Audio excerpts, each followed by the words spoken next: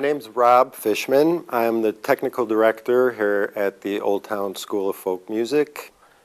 Best and worst case scenarios in this space, well, let's start with the best case scenarios. I notice I've been talking a lot about bluegrass music, and actually one of the best case scenarios I've had was a bluegrass band. It was not the single large diaphragm technique. It was close miking, each individual instrument, and vocals. The close miking technique is a lot trickier than one might think, especially for a bluegrass band. The reason why, because typically bluegrass bands don't have any direct inputs. Everything is a microphone.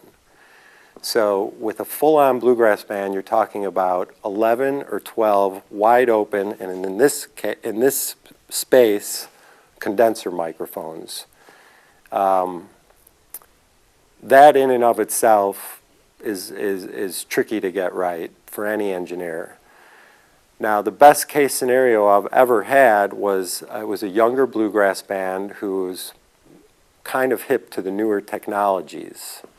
And this bluegrass band travels around with their own in-ear monitor system. I've noticed recently more and more bands are starting to do that. What that allowed me as the engineer to do was not have to worry about monitors. I just sent them their monitors into their ears.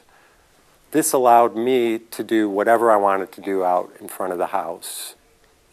It was absolutely the best sound I've ever had in here. One of the worst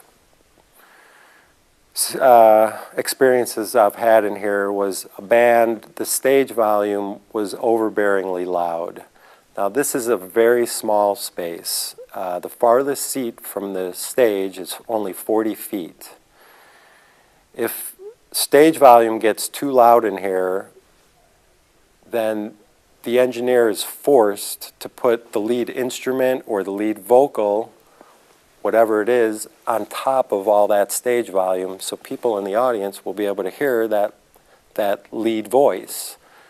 This one particular concert I'm speaking about, the stage volume was overbearingly loud, and the main instrument happened to be a clarinet, which by its natural tone can have piercing frequencies. And I had to get the clarinets well over the stage volume, and there were some complaints about the volume, the overall level. In that situation, there's nothing really the sound engineer can do except put his or her tail between their legs. They're going to get blamed for it, and it's the sound engineer's fault. That's really the nature of the beast of being a sound engineer.